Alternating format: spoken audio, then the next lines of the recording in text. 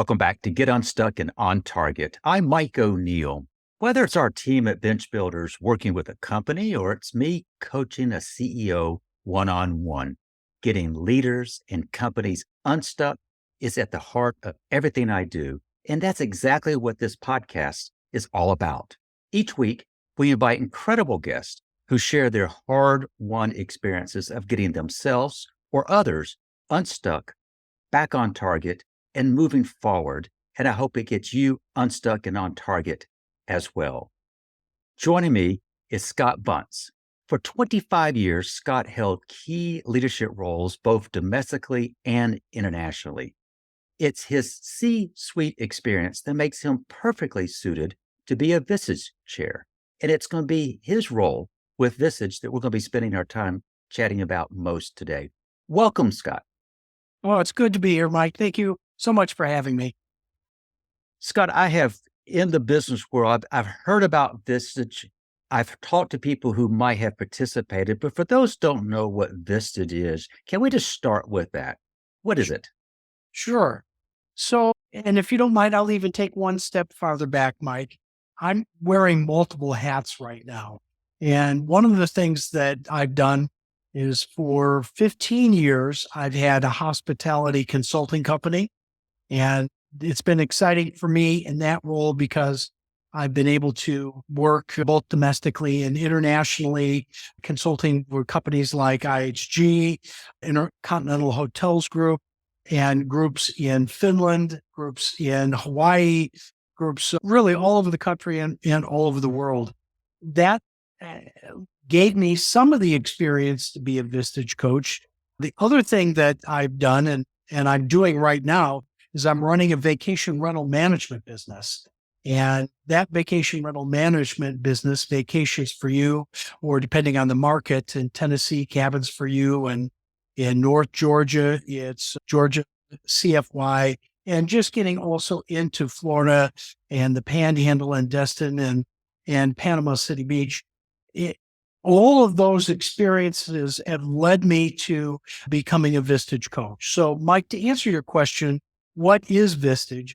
Maybe unlike what you do, Mike, one-on-one coaching, what Vistage does is get together a group of senior executives, and this could be vice presidents, senior vice presidents, executive vice presidents, COOs, chief operating officers, chief executive officers, maybe owners of small businesses, and we get together on a monthly basis and we bring together business issues to try to solve with each other. So yes, I'm a business coach like you, Mike, but the thrust of Vistage is really getting peers together, and maybe unlike other groups, it's not industry specific. So I'll pause there. This is not a group for people that get together that are all in IT or are all in hospitality or all in, I don't know, in one vertical market. This is a group that's specifically from different backgrounds, because if you're in one particular market, you probably go to trade shows, you probably have groups that are in a specific industry. But one of the Vistage differences is that if you go, you can't open up your heart. If you're having a business issue with somebody that's in your market, you can't say to them, hey, I'm losing market share. Hey, I've got an employee that is failing. Hey, I'm thinking of acquiring somebody in this business, because then you're giving up a trade secret. So one of the unique things in this peer-to-peer advisory group is you can openly discuss challenges in your business that are not with your people in your same industry, and be fearful of, hey, I'm going to say something that I shouldn't, or I've got a competitor that might take advantage of me because I'm talking about a vulnerability along the way. This is a group where you can get together and be as vulnerable as possible and not worry about divulging something that could leave the room and hurt you inside of that industry. So that's one of the unique things that this peer-to-peer advisory group does. Scott, when you mentioned peer-to-peer, and I did not share that you also are a business owner or businesses. So it really makes it a little bit unique. It's peer to peer, but you also are a peer. Yes. And therefore, as you as chair, as you facilitating these meetings, I suspect you're learning as they're learning from each other. What is it about peer to peer that makes it so magic? Well, maybe it would be good if I tell you my backstory and how I got involved in Vistage. So the company that I run that does vacation rental management, the owner of the company had been in Vistage and thought so highly of it. When he brought me on to run this company, he said, look, I'm going to sponsor you for Vistage for a year. And then you can decide if it's worth it. And you can decide if you want to spend your own money after that doing it. So I did it, not knowing much about Vistage right off the bat. But in that year, there were a variety of opportunities along the way. It's a family run business, and with family owned businesses, that there's a set of unique challenges right there. I ended up starting to purchase another company to fold into this business right off the bat. So within the first year, I was able to go talk about my unique challenges with a group of people. And before I became the chair of this group, the chair of the group at that time, and have both group settings and one-on-one coaching settings to help me process through these things. So to me, I saw the value. So right after that first year, and for the next 4 years, I paid out of my pocket to be part of Vistage because I saw what went on through that. So I personally went through 4 other acquisitions where we acquired 4 other companies. And again, I touched base with people within the group and my Vistage coach at the time and made really sound decisions. It helped me with my communications with the owner of the business that I was running. And it worked so well that when my chair moved on and I had an opportunity, I became so vested in this process. And there are unique business processing models that we use. There's unique speakers that come to meetings, and I got so much out of it. I raised my hand and said, I want to take over this chair for this particular group. And it's just really changed what I've done. Now, as the chair of the group, I also will bring ongoing issues that I'm having to the group, even though I'm a business coach as well. Everybody, even as a coach, and Mike, you probably know this yourself, you're going to run into issues where even if you're the world's best at giving advice, you always have your own blinders on, right? And I am never going to stop learning. I'm never going to stop having an opportunity of getting feedback, 360 feedback that I myself might be blind to. And so that's the history and why I found Vistage to be so helpful. Well, that backstory is very, very helpful. Scott, when you mentioned peer to peer and that you two are a peer, it seems to me as one goes up in organization, it's harder to find peers, particularly peers that you can trust. And what I'm hearing in your description of a typical Vistage group is trust is foundational. You purposely try to not have anybody who would be, quote, competitors. But can you just give us a little bit of a feel for when I come to a Vistage meeting, that's not an hour meeting. It's a bigger commitment. How long is a typical Vistage meeting and how often? So it's monthly and it is all day, right? It's an 8-hour meeting. And even before you can join Vistage, you have to commit to the confidentiality around it. Because not only are we talking about business issues, quite often life issues come into play. I've had members that have had problems with their marriage. I've had members that have aging parents with dementia. I've Mm. had members with children with addiction. I've so there so maybe 75% of what we talk about is traditional business issues. 25% is very personal. And what I found is, Mike, that being part of a Vistage group, there's a lot of stickiness to it, right? You become vested in people's lives, whether it's career and career changes they're making, whether it's learning about their family members and the ups and downs that they're going through. There is a lot of confidential scenarios of not only business but in their personal life, and having that trust and faith that what goes on in the Vistage meeting stays in the Vistage meeting. That's part of the whole process. You shared about you have to be willing to dedicate a full day. You have to be able to maintain confidentiality. You will not have necessarily a competitor in the room. For those who are listening and they're starting to say, yep, I fit that description. I'm in a senior leadership role.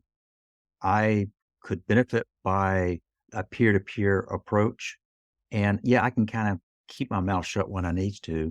But might there be some qualities that, if you have, would mean it's not a good fit for Visage? Yeah, and I'll answer that in two ways. What's what are good qualities, and the contra to that, what are the bad qualities? The perfect Vistage member is somebody that is probably not walking out of business school and just starting their career. It's somebody that actually is seasoned in their career. That's not that we wouldn't take a younger member, but what Vistage members are looking for is somebody that has been around the block in business. So we actually have a vetting process where we invite people to a meeting, and before they can be asked to join the group, we actually process an issue or two, and the other members are listening to hear, is that member contributing through their life experience, through their business experience, asking good, curious style questions. And then when it does come time through the processing of issue model to give suggestions, are they making well-informed decisions? Are they respectful of the process? Are they insightful to what they're bringing? So we're not looking for low level quality of people. We're looking for people that are going to bring something to the table and are very curious. So, Mike, to go back to your original question, what are the traits we don't want? People that are know-it-alls, Hmm. people that are not willing to learn, people that think that they're at the end of their learning journey, people that maybe come and sit and don't play well with others, people that don't really process from their experience and their life issues and bring something to the table. People that are shut down and know it all, or maybe they talk too much. They dominate the discussion, and they they they they just got to be the know it all to every issue. Those are not the right people for us. We're looking for people with balance, that are curious, want to learn, and can listen, right? And listen before they immediately dive in and say, I got the answer to everything. You shared that there is a mix. Most of the discussion centers around business related issues. You said it could be maybe a 75-25. But as you've stepped back, both as just a participant and now as a coach, what might be the type of issues that come up pretty regularly, particularly for those folks who might be joining the group? What what might trigger someone to say, "Gosh, I really need to be part of that." But what do you see? What do you all see as a very common issue? I would say the most common issue is around communication. Mhm. Now, communication could be over a variety of issues. One might be, how do you communicate? Our workforce is getting older. And so you have to communicate to boomers, down to millennials and every place in between. And quite often you have to come up with a new message. So in the Vistage meetings, quite often, I'm having a hard time finding staff. And how do I recruit to somebody that's at a different level? Or how do I make departments that might have older employees to very young employees? How do we get them to mix together? Or it's the communication with a vendor, or it's the communication of a prospect, or it's the communication of an owner of a business, or it's how do I communicate to a board if they're reporting to a board, or let's say that they're acquiring a business. How do I communicate to people that are going to be nervous as we're acquiring new business? How do I communicate to, uh, uh, even through sales of going after a big piece of business? And quite often people are giving a pitch inside of the meeting. So a really good example of a Vistage meeting is, hey, I'm giving a pitch to a board. I'm giving a pitch to acquire a new piece of business. I'm giving a pitch to a candidate that I really want to come join our business. They're giving pitches in one way, shape, or form, or giving feedback, which could be positive or negative. But if there's one common theme, Mike, is how to communicate through various scenarios, because most problems boil down to communication. Now, don't get me wrong. It's not the exclusive thing we do in Vistage, but it's your question. What's the most common theme along the way? And quite often people are in Vistage to improve their executive presence and how they communicate and polishing how they communicate. For those who are watching, they see my head nodding up and down, agreeing wholeheartedly what you're describing. I think, Scott, my background being HR, and for the last 15 some odd years, I have focused primarily on people skills, training, coaching are the two main areas that I find that is the most pronounced needs. But if you were to ask me in my consulting work with organizations, what is the number one issue that are raised by employees? It's communication. Yes. And I didn't count, but at least a dozen examples of how communication impacts everything that leaders have to deal with. When one joins the Visage group and you're trying to build that sense of trust and camaraderie, how long do you find it takes before people really get that sense they've got my back? Does it happen pretty quick or is it gradual? Well, usually it all starts when I bring in somebody to present to the group as a potential member.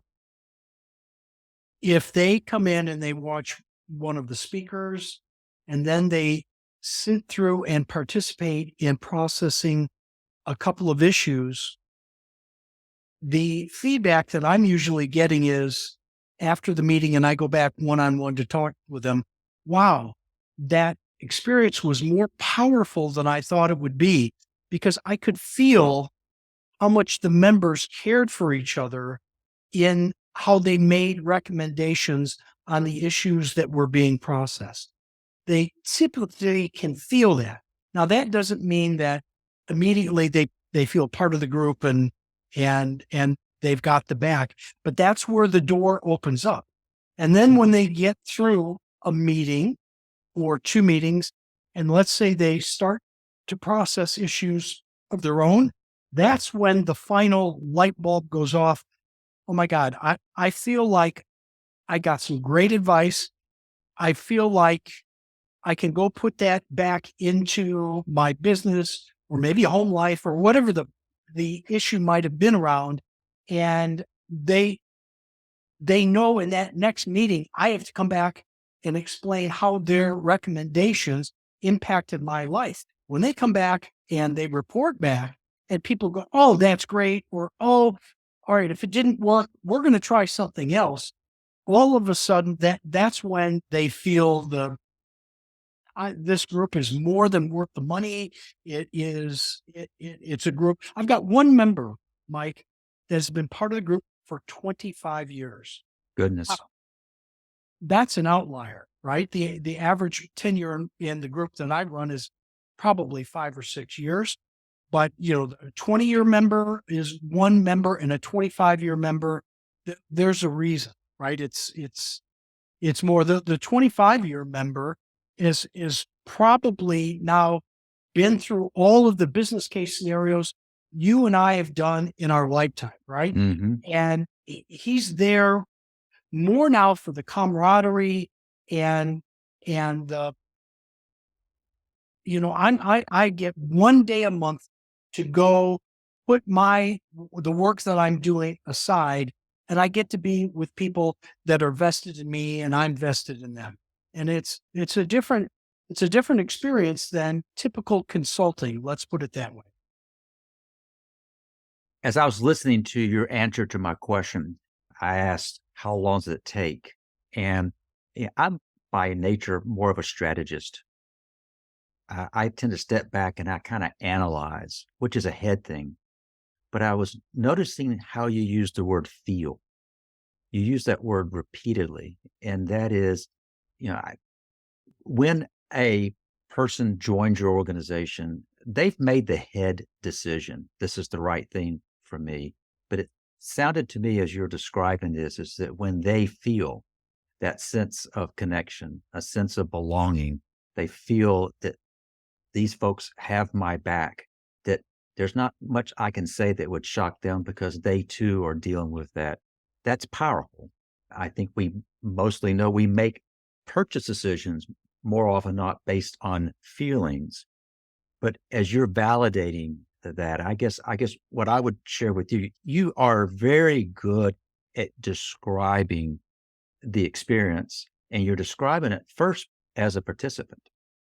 Now you have the good opportunity to facilitate Yeah. and come out of your business one day a month and learn from others. Could I invite you to kind of reflect on this? May be your leadership days, ownership days, chair of Vistage. Think of an example where either you or a client got stuck, and what did it take to get unstuck? Yeah. Well, I'm going to answer that question, but I want to reflect on something you said because you nailed it, right? We get together and somebody will bring up an issue and multiple people will have had that experience, but you wouldn't know it, right? Mm, I always use that it's like the iceberg. You've got the tip of the iceberg that's sticking above water. It's the shiny thing that everybody sees, but the real issues are below the water and people don't know the struggles you're going through. And it isn't until you're vulnerable enough amongst your peers to say, not everything's going so well. And I've got a problem and I feel lonely. In fact, most executives at the level that I'm working with at Vistage, they feel alone, right? mhm. They're running a company or a division and they don't have people to talk to say, hey, I don't know if I'm at work and I'm putting on my big boy hat I give that bravado or whatever it would take to make it look good, but underneath, I don't know if I'm making the right decisions. I've got some self-doubt. So going back to your comment, where was I stuck? Well, I'll say that when I got to Vistage, I immediately got stuck in this family business scenario. It's a great family that I work for, but there are landmines and scenarios that I didn't know how to do it, and I was really stuck on how to manage through some of the family dynamics. Great family, which included some young individuals that were looking for leadership, and that's what I was brought in to do: be a mentor for them and lead them. And the family's counting on me to do it. And the whole Vistage process and the coach I was working with at the time helped me get past that. So without Vistage, I would have and was stuck on a variety of issues on how to move forward. But because of that, it's now I think the family dynamics are so much better, and it's it, yeah, that's where I got stuck and where I got unstuck. It's a great illustration. I appreciate you sharing that. Something about family businesses, it's a whole different animal. I found myself going to work for small family owned companies that got big, got corporate, got Fortune 500, but Mhm. those family dynamics didn't go away. And it really is a level of complexity. When you're talking to others and they stop you and say, all right, Scott, tell me more about this Vistage. And rather than you start explaining Vistage, what is it you would hope that people would know about Visage that they typically don't?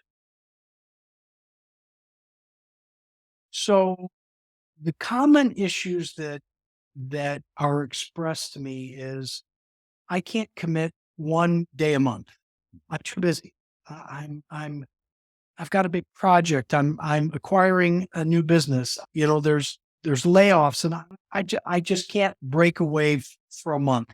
Next common issue might be okay. So there's a financial investment, and I don't know if there's going to be a good return on investment for me. Something else that I would say is, I'm part of a lot of groups, and let's say I'm in insurance. I'm in a whole bunch of insurance groups. I can't add another group along the way. And it's not until after they experience some of this that they can go, oh, all right, well, money really isn't an issue. And I do need to take some time away to work on the business as opposed to in the business. And there's a big distinction there as well. And then I think other people go, all right, I've been with consultants before, but this Vistage isn't consulting. It is peer-to-peer advisory.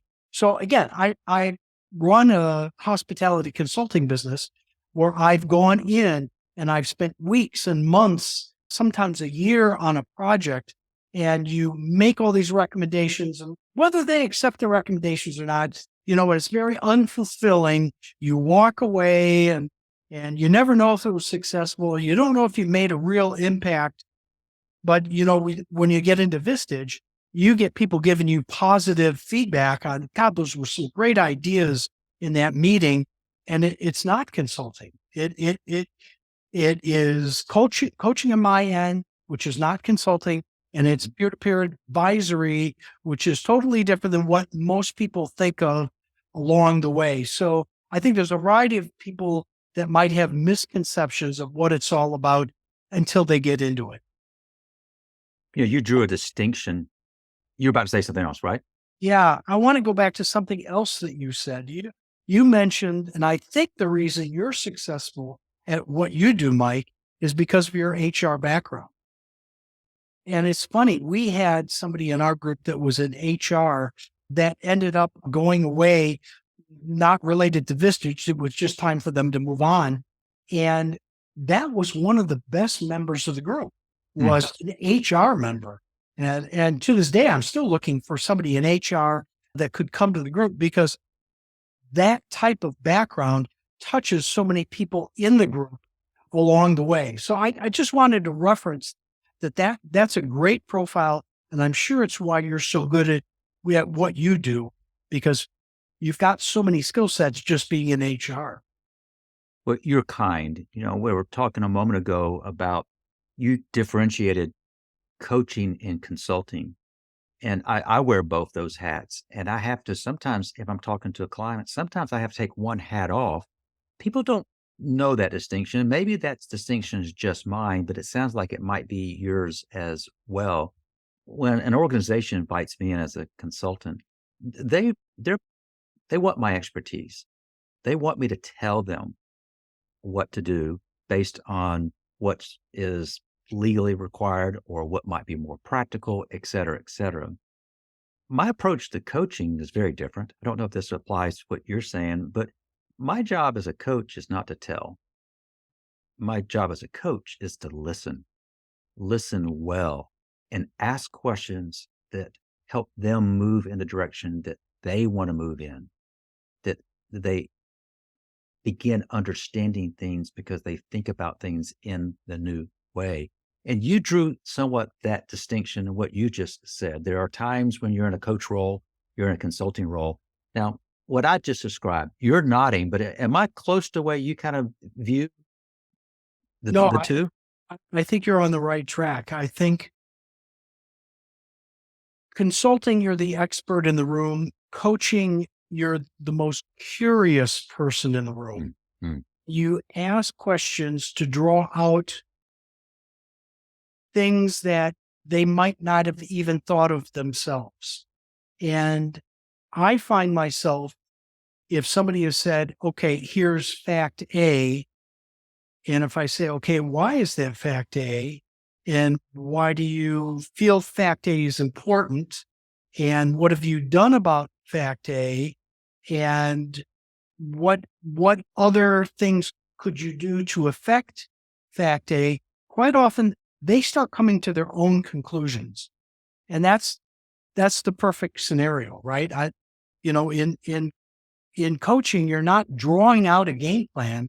You're getting them to process issues, think through, and come to their own conclusion. And when they come to their own conclusion, it's more likely to stick and resonate with them, as mm. opposed to you being, well, I know it all, and you got to do this, right? Well, this has been a real treat for me, Scott. As you kind of reflect on this conversation, what do you want to be those takeaways? Takeaways for The listeners, they want to make sure that, all right, I want to make sure they heard the following.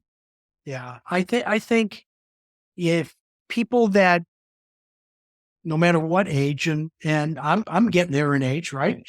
No matter what age they are, if they can always stay open, curious, realize that there are so many changes in this world, whether it's artificial intelligence, new ways of doing business. In HR, you got to handle things differently with different age brackets that they're constantly looking to better themselves. Then they get better because it's the old adage, you're never staying stagnant, right? You're either moving forward or you're falling behind. And so with Vistage, it's for people that want to continue to improve no matter what stage of life or age that they're in. Scott, you've improved my understanding of Visage. You've also enhanced my appreciation for you, your expertise. I can see why you're so good at what you do. Thank you for sharing your expertise. Mike, it was my pleasure. Thank you for having me. Of course, I have to thank our listeners for joining us today. If you'd like even more insights about getting unstuck and moving your business forward, I invite you to subscribe to this podcast by going to unstuck.show.